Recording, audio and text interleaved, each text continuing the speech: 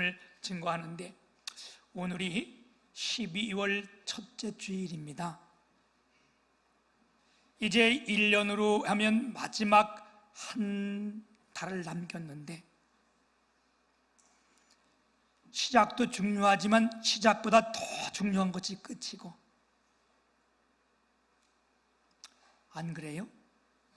네. 전보다 후반이 더 중요한데, 우리가 한 달 남은 이 12월 우리 주님 앞에 잘 보내서 여러분, 우리 모두가 승리하는 저와 여러분 되시기를 축복합니다. 오늘 첫 주를 맞이했는데, 오늘도 예배할 때에 우리 성령 하나님께서 이 가운데, 우리 가운데 임재하셔서 말씀을 듣는 우리 모두에게 하나님께서 영적인 눈을 뜨게 하시고 영적인 귀를 열게 하시며, 하나님의 말씀이 우리 심령 속에 크게 감동되시기를 주님의 이름으로 축복합니다. 우리가 지나간 시간들을 돌이켜 볼 때에 불가능한 일을 가능케 하신 하나님, 받을 수 없는 가운데 너무 큰 은혜를 베푸신 이 하나님, 우리 이 하나님 앞에 먼저 감사를 드립니다. 저는 지난 2주간 기간을 통해서 에베소서 5장에 있는 말씀을 가지고 지혜로운 자의 삶에 대해서 말씀을 드렸습니다. 그래서 앞서 드렸던 말씀들이 어떤 말씀들이었느냐? 지혜로운 삶은 어떤 삶이냐? 우리의 삶의 목표가 분명하게 정해진 사람이다. 아멘. 그리고 세월을 아낀다. 세월을 아끼는 것이 뭐냐? 우선순위를 먼저 두는 것. 이 삶이 지혜로운 거예요. 그리고 또 뭘 말씀드렸습니까? 하나님의 뜻이 무엇인지를 분별하는 것. 아멘. 그 다음에 우리가 지혜로운 삶이 뭐냐? 성령이 충만한 삶이다.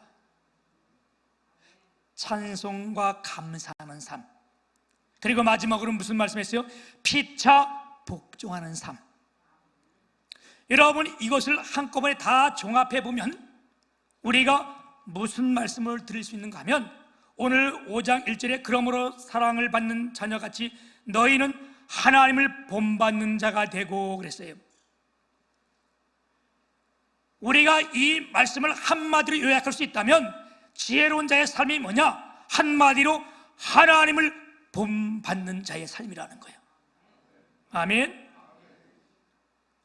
우리는 하나님의 자녀이기에 하나님을 본받는 자의 삶이 가장 지혜로운 삶이에요. 제가 고향이 시골에 살았는데요, 제가 시골을 떠나서 오랜 후에 저희 시골 동네에 들어갔더니 저를 잘 모르잖아요. 제가 오랫동안 떠나가 있으니까. 근데 그 동네 사람들이 나는 몰라도 우리 아버지는 알잖아요. 근데 저희 아버님이 일찍 돌아가셨습니다. 그래서 제가 아버지도 안 계신데 시골에 내려갔더니 거기 사는 어른들이 저를 보더니, 야, 너 종원이 아들이냐? 뭐 할아버지 할머니들이 그래요. 종원이는 우리 아버지의 이름이요. 근데 내가, 예, 제가 둘째입니다. 둘째 아들입니다. 그랬더니 어른들이 저를 보고, 야, 너 어떻게 그렇게 종원이랑 똑같냐? 어떻게 걸음걸이도 똑같고 말하는 폼도 똑같냐? 어떻게 이렇게 너를 보니까 네 애비를 본 것 같다, 야. 그러면서 저를 엄청 반갑게 맞아주는 거예요. 내가 아버지의 자녀이기 때문에 아버지를 닮는 것. 근데 만약에 그 어른들이 내가 내려갔는데 너 종원이 아들이냐? 근데 내가 네. 근데 어떻게 옆집 아저씨랑 똑같냐? 야, 이래면 이게 큰일 나는 거잖아, 그치?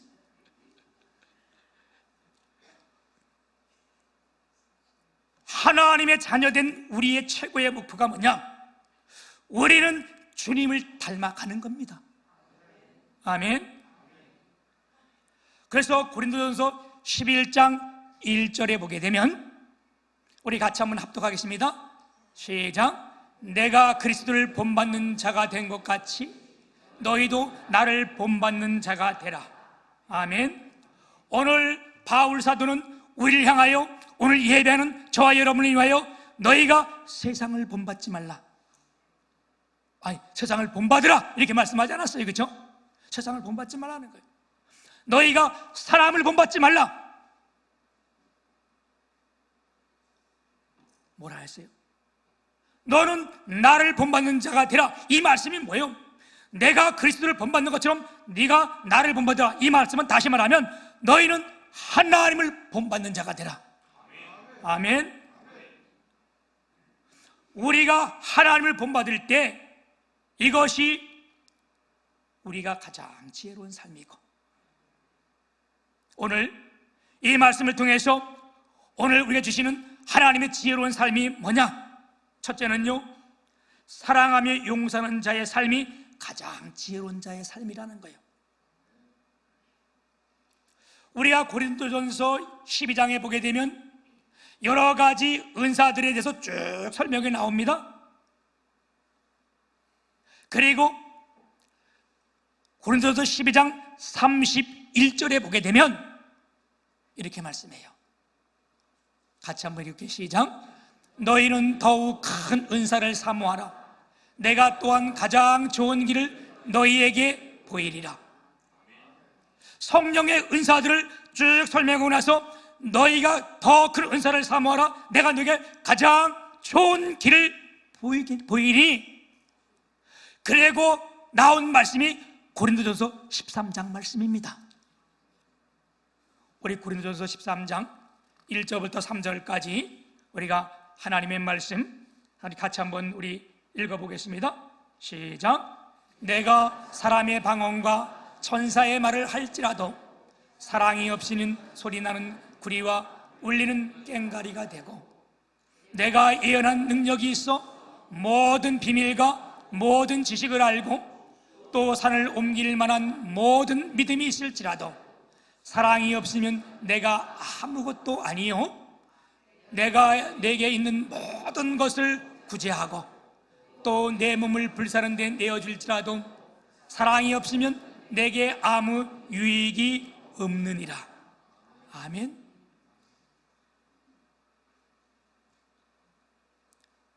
여러분, 그리고 오늘 본문 말씀 1절에 보게 되면 사랑받는 자녀같이 이렇게 말씀했고요, 2절에서는 그리스도께서 너희를 사랑하신 것 같이 너희도 사랑 가운데 행하라고 말씀했습니다. 사랑하는 주님에게 성도 여러분, 오늘 예배하는 저와 여러분, 우리 모두는, 저와 여러분은 에브리바디 모두가 다 하나님의 사랑을 받은 자들이에요. 하나님의 사랑을 체험한 자들입니다.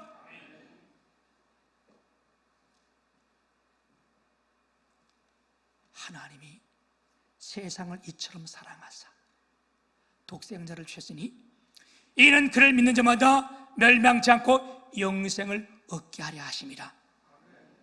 하나님이 사람을 이처럼 사랑하사, 세상을 이처럼 사랑하사, 이 부분은 제가 이미 다 설명했던 부분들이고요. 여러분, 우리가 하나님의 사랑을, 어떤 사랑을 받았습니까?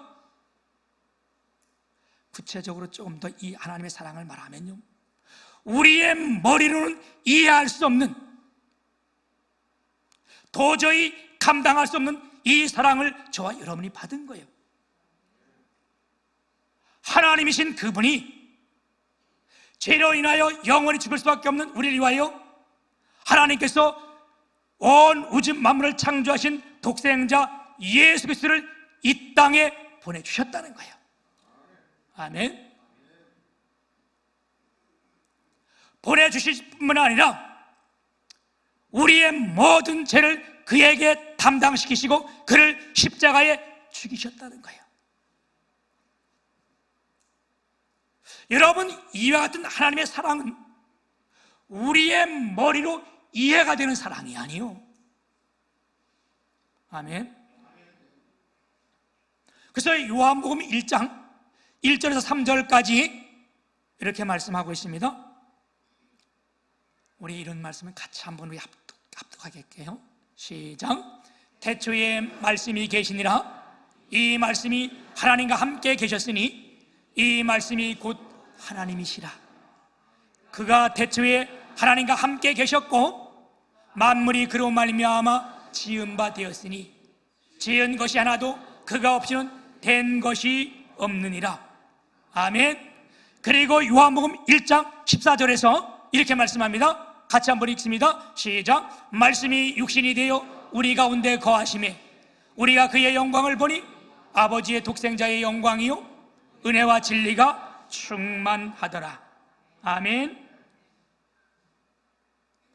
우리 주님께서 말씀이신 그분이, 생명이신 그분이, 참빛 되신 그분이 이 땅에 육신을 입고 왔다는 거예요. 우리 주님이 이 땅에 왜 오셨습니까? 이사야 선지자는 이사야 53장 4절부터 6절까지 그렇게 말씀했어요. 그는 실로 우리의 질고를 지고 우리의 슬픔을 당하였거늘 우리는 생각하기를 그는 징벌을 받아 하나님께 맞으며 고난을 당한다 하였노라. 그 다음부터 같이 한번 읽을게요. 시작. 그가 찔림은 우리의 허물 때문이요 그가 상함은 우리의 죄악 때문이라. 그가 징계를 받음으로 우리가 평안을 누리고 그가 채찍에 맞음으로 우리가 나음을 입었도다. 우리는 다 양 같아서 그릇 행하여 각기 자기 길로 갔거늘 여호와께서는 우리의 모든 죄악을 그에게 담당시키셨도다. 아멘. 사랑하는 여러분, 저와 여러분이 하나님의 이와 같은 사랑을 받은 사람들이에요. 다른 말로 말하면 저와 여러분 사랑에 빚진 자들입니다. 복음에 빚진 자들입니다. 그러면 우리는 이와 같은 빚을 갚아야 합니다. 그래서 2절 보면 그리스도께서 너희를 사랑하신 것 같이 너희도 사랑 가운데 행하라. 그는 우리를 위하여 지으시 자신을 버리사 향기로운 제물과 희생 제물로 하나님께 드리셨느니라. 이 말씀이 제가 앞서 설명된 이 말씀들입니다. 사랑하는 여러분, 우리는 사랑을 다 받은 자로서 이 사랑의 빛을 갚아야 되는데 사랑을 행해야 됩니다. 그리고 이 하나님이 이 땅에 오셔서 우리를 사랑하실 뿐만 아니라 우리 모두를 다 용서하셨어요. 우리의 모든 죄를 다 씻어주고 용서해 주셨습니다. 그러면 우리가 어떻게 돼요? 우리도 이 사랑을 전하며 우리도 용서해야 된다는 거예요. 그게 지혜로운 자의 삶이라는 겁니다. 여러분, 요한복음 8장 1절에서 11절까지 보게 되면 예수님께서 해당에서 많은 사람들을 가르치실 때에 그 당시 바리새인과 서기관들이, 참고로 바리새인들과 서기관이라고 말하는 것은 그 당시에 율법을 가르치며 율법 선생님들이에요. 그래서 바리새인들을 보고 뭐라 했어요? 율법주의자. 이 율법을 잘못하게 해서 율법을 가지고 사람들을 책망하며 이랬던 자들이었어요. 지금으로 말하면 검사 같은 사람들이요. 검사는 뭐예요? 사람의 죄를 다 일일이 찾아내고 밝혀내는 거잖아요. 이런 사람들에게 걸렸으니까 어떻게 했겠어? 이 사람들이 현장에서 간음하는 여인을 직접 현장에서 체포해가지고 그를 끌고 예수님 앞에 온 거예요. 그리고 예수님 앞에 이들이 율법을 얼마나 잘 알아요. 예수님 앞에 끌고 와서 예수님께 질문합니다. 모세의 율법에 의하면, 다시 말하면 앞서 하나님의 말씀에 의하면 이런 자들은 돌로 쳐 죽이라고 했는데 주님은 어떻게 하겠습니까? 그래서 성경이 뭐라 그래요? 이는 예수를 시험하려고 하려 함이라. 이 말씀을 들은 예수님께서 어떻게 하셨습니까?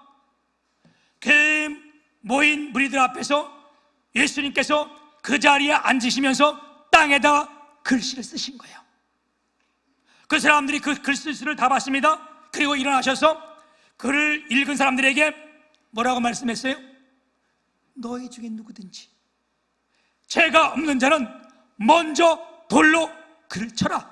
율법에 돌로 쳐라 했으니까 너희 중에 죄가 없는 자는 먼저 그를 돌로 쳐라. 그리고 다시 그분이 앉으셔서 또 글씨를 쓴 겁니다.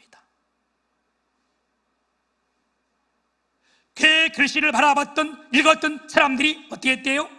어른부터 아이까지 그걸 다 보고 하나둘 다 떠나고 아무도 없었더라. 우리 주님이 가늠하다 잡은 여인을 향하여 너희 주위에 누가 있느냐? 아무도 없지 않느냐? 이 말이 뭐요? 너를 책망할 자가 없다. 나도 너희를 책망하지 아니하느니 네가 다시는 죄를 범하지 말라. 이게 하나님의 사랑이요 하나님의 용서입니다. 마태복음 15장에 보게 되면 형제가 죄를 범하거든 어떻게 하겠냐 이런 질문이 나와요. 그럴 때 뭐라고 말씀합니까? 형제가 죄를 범하면 네가 1대1로 가서 그에게 죄를 지은 것을 말을 해라. 근데 그 사람이 말을 듣지 아니하면 두세 사람이 함께 가가지고 그에게 다시 얘기를 하라. 그래도 그가 그 죄를 깨닫지 않고 말을 듣지 않으면 교회에서 얘기하고 교회가 가서 그를 얘기해라. 그래도 듣지 않으면 그를 이방인 취급해라. 이 말을 들은 베드로가 뭐라고 얘기해요? 마태복음 18장 21절 22절에 보게 되면 떴나요? 예. 우리 21절 22절 같이 한번 합독합니다. 시작. 그때에 베드로가 나아가 이르되 주여 형제가 내게 죄를 범하면 몇 번이나 용서하여 주리이까? 7번까지 하오리이까? 예수께서 이르시되 내가 내게 이르노니 7번뿐만 아니라 7번을 70번까지라도 할지니라. 아멘. 베드로가 이 얘기를 듣고 질문하게 예수님께 다시 질문합니다. 뭐라고? 그러면 이들이 죄를 범했으면 몇 번까지 용서해 줄까요? 그래서 베드로가 큰 마음 먹어가지고 7번까지 용서해 줄까요? 그랬더니 주님이 7번씩 70번까지라도 용서해라. 여러분 이 말은 숫자적으로는 490번 용서라는 거예요. 근데 490번 용서라는 것이 아니라 완전하고 무한한 용서와 사랑을 말씀하는 겁니다. 여러분 하나님께로부터 용서의 은총을 받은 사람이라면 우리가 어떻게 해요? 사람을 사랑하고 용서해야 될 줄 믿습니다. 내가요 사람을 미워하면요, 용서하지 못하면요, 내가 병이 나는 거예요. 그 사람이 병이 나는 게 아니에요. 내 안에 미움이 솟구치면요 잠이 안 와. 여러분 진짜 미워하는 거 봤어요? 에? 야, 옛날에 내가 깜짝 놀란 적이 있는데 우리 어느 권사님이 나보고 목사님께서 내가 왜요? 나 어제 한 잠도 못 잤어요. 그래서 내가 왜요? 목사님이 미워가지고요. 어이구.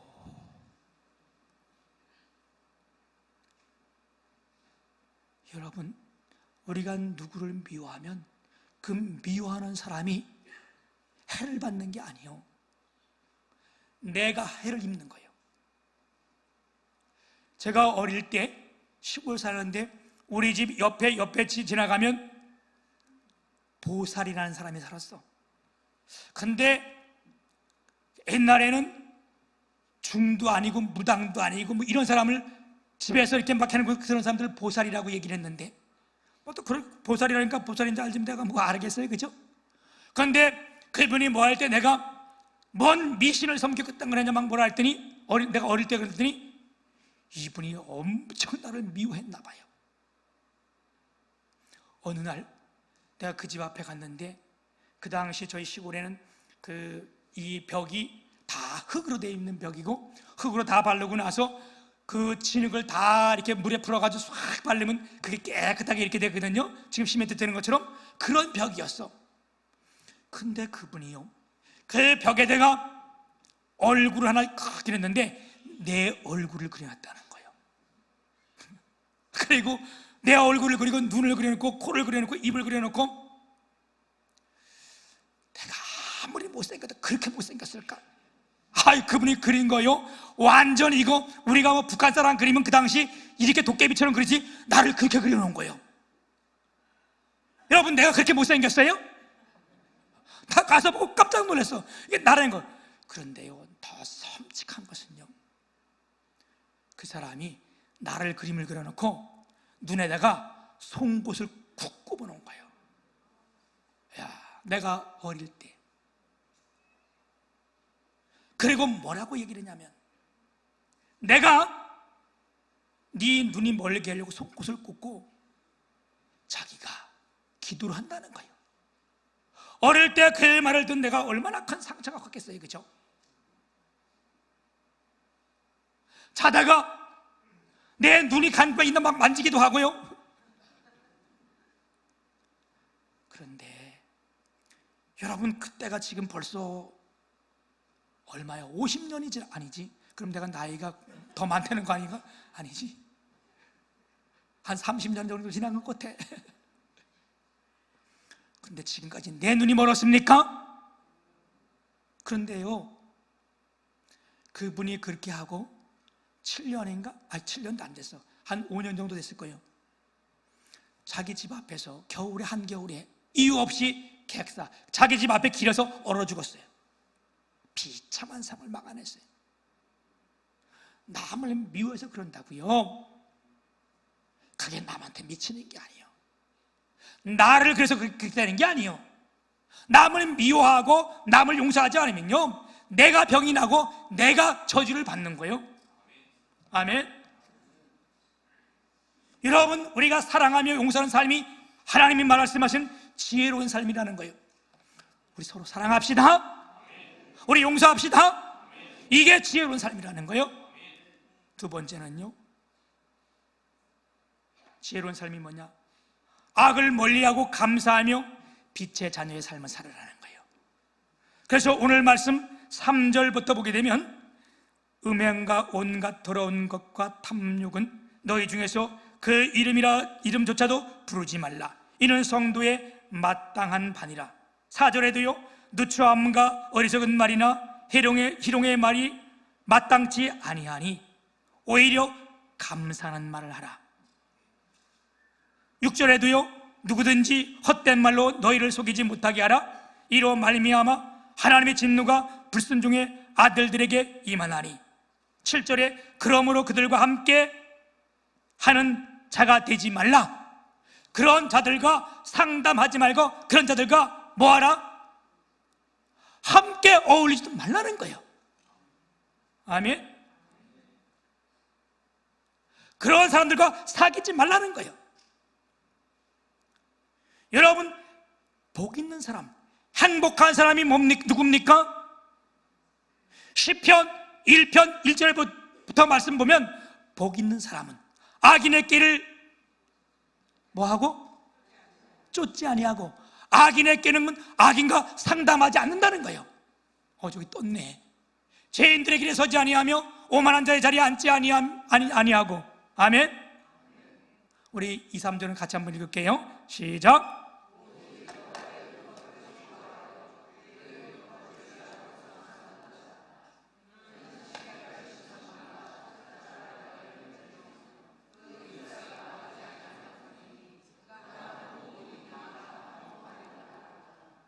아멘. 여러분, 지혜로운 자가 어떤 자냐? 악인들과 함께 상담도 하지 말고 그들을 멀리하는 거예요. 그리고 대신 뭐 하라는 거예요?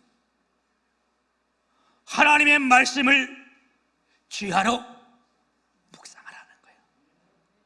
하나님의 말씀으로 나를 꽉꽉 누르는 거예요. 아멘. 그러면서 우리 주님은 참빛, 우리가 자녀답게 행하는 것이 지혜로운 사람이라는 거예요. 요한복음 1장 9절에 보면 참빛이라고 말씀했고요, 요한복음 8장 12절에 보면 뭐라 했어요? 주님은 자신이 가지고 나는 세상의 빛이라 이렇게 말씀했어요. 여러분, 아무리 어둠이 있다 할지라도, 캄캄하다 할지라도 빛이 비치면 그 어둠은 즉시 물러가는 거예요. 아멘. 그래서 우리 안에 근심과 걱정과 어려움이 깎있다 할지라도 이 시간 하나님의 말씀이 우리 가운데 임재하면요, 그거 이제는 그쪽 사라지는 거예요. 여러분이 이게 살아있는 예배라는 거예요. 오늘도 근심이 있었습니까? 걱정이 있었습니까? 불안했습니까? 그런데 이 예배에 하나님의 말씀이 임할 때에 정말로 우리가 이분을 영접하면요, 우리 안에 이 어둠이 즉시 물러가는 거예요. 아멘. 왜? 그분이 참빛이기 때문에. 사랑하는 여러분, 어둠 가운데 빛이 오면 어둠이 물러가듯이 오늘 말씀, 이 어리석은 말, 희롱의 말, 원망의 말, 불평의 말, 이게 언제 없어지는가? 어둠은 빛이 오면 없어집니다. 이런 가운데 우리 가운데 언제 없어지는가? 오히려 감사의 말을 할 때에, 아멘, 이 같은 문은 없어지는 거예요. 아멘. 내가 감사함으로 우리 성도들에게 선한 영향력을 미쳐집니까? 내가 만나는 사람들마다 감사하고 있습니까? 아니면 만나는 사람마다 악한 영향을 미칩니까? 오늘 우리가 빛의 자녀라면 우리의 입술을 통하여 마땅히 하나님께 감사의 말을 해야 될 줄 믿습니다. 여러분이 이것이 지혜로운 삶이고 우리가 이 세상에서 승리하는 삶이 되는 거예요. 시편 50편 23절로 말씀을 맺습니다. 감사로 제사를 드리는 자가 나를 영화롭게 하나니 그 행위를 옳게 하는 자에게 내가 하나님의 구원을 보이리라. 아멘. 오늘 예배하는 저와 여러분, 하나님의 말씀을 듣고 하나님을 경외하는 자가 지혜로운 자라고 말씀했어요. 여호와를 경외하는 자가 지혜의 근본이요 거룩한 자를 아는 자가 명철이니라. 어리석은 자는 누구라고요? 내 마음에 하나님이 없다는 자들이라. 오늘도 하나님의 살아계심을 믿고 주 앞에 나와 예배하는 저와 여러분, 우리가 진정으로 지혜로운 자인 줄 믿습니다. 오늘도 우리 가운데 하나님의 크신 역사가 함께 하시고 주의 성령이 우리 모두를 사로잡아 우리 안에 더럽고 추악한 것들, 어둠의 세력들이 다 물러가기를 주님의 이름 축복합니다.